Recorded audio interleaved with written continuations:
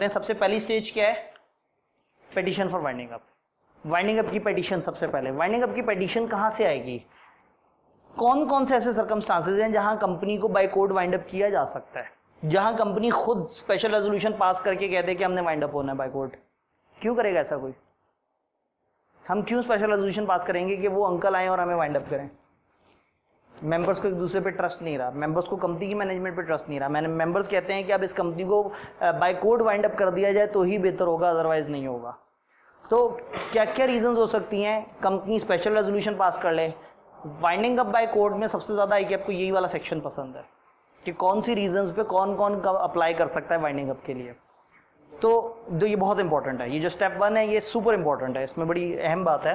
तो company by special resolution ये कह सकती है। दूसरा, स्टैच्यूटरी मीटिंग अगर ना हुई हो या स्टैच्यूटरी रिपोर्ट रजिस्ट्रार को डिलीवर ना हुई हो, 2 कंसेक्टिव एजीएम्स ना होल्ड की हो कंपनी ने, रजिस्ट्रार को फाइनेंशियल स्टेटमेंट्स लगातार 2 साल से नहीं जमा करा रहे, नंबर ऑफ मेंबर्स मिनिमम से नीचे चले जाएं, यहाँ मिनिमम का मतलब पब्लिक कंपनी में 3 और प्राइवेट कंपनी में 2, इससे मिनिमम चल जाए, कंपनी इज अनेबल टू पे डेट, तो लाख रुपया या उससे ज्यादा, तो दिस इज ये 1 लाख का रूल है। 1 लाख या उससे, यहाँ पे 1 लाख रुपए या उससे ज्यादा की अमाउंट रखने वाला क्रेडिटर उसी तरह से नोटिस दे और उस बेचारे को जवाब ना मिले, वो जीत जाए केस फिर भी उसको फैसला ना हो, तो हम उसकी बात कर रहे हैं। कंपनी अगर लिस्टेड कंपनी थी और बिला वजह लिस्टिंग उसने खत्म कर दिया, अब वो लिस्टेड नहीं रही, दिस कैन बी पॉइंट जहां कोर्ट को मुनासिब लगे कि कंपनी को वाइंड अप कर देना चाहिए, जहां कंपनी में मेंबर्स ही खत्म हो जाए, कंपनी में मेंबर ही कोई ना रहे।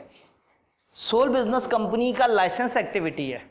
अगर कंपनी का मेन काम है वो लाइसेंस एक्टिविटी, याद है सेक्शन 42 या मुदारबा हम कह सकते हैं या कोई और काम भी, अगर आपका मेन काम वो लाइसेंस एक्टिविटी और आपका लाइसेंस ही रिवोक हो गया है या लाइसेंस रिवोक हो गया है और आपने वो रिक्वायरमेंट्स पूरी नहीं की या लाइसेंस ने जो शर्तें बताई थी वो, या रेवोकेशन पे अगर आपने रिन्यूअल के लिए अप्लाई किया था, व्हाट्सएवर आपने जो जो रिक्वायरमेंट्स थी उनको अगर प्रॉपर तरीके से मीट नहीं किया, एक लिस्टेड कंपनी और पूरे साल तक बिजनेस ही कोई नहीं किया। और वाइंडिंग अप तो कोई भी करवा सकता है, हम आगे देखेंगे कौन कौन वाइंडिंग अप के लिए, तो हम देख रहे हैं ना क्या क्या रीजंस हो सकती हैं वाइंडिंग अप की, फिर हम देखेंगे कौन कौन वाइंडिंग अप के लिए अप्लाई कर सकता है। तो यहां पे स्माइली बनेगा, ये स्माइली बनेगा 1/2, क्योंकि एक और भी है, अगर कंपनी इस तरह की कोई हरकतें कर रही है, अनलॉफुल फ्रॉडुलेंट एक्टिविटीज, फलाना एक्टिविटीज, बिजनेस गलत तरीके से चला रहे हैं, सही लोग मैनेज नहीं कर रहे हैं, मेमोरेंडम वगैरह को फॉलो नहीं कर रहे हैं, फलाना नहीं हो रहा, फलाना नहीं हो रहा।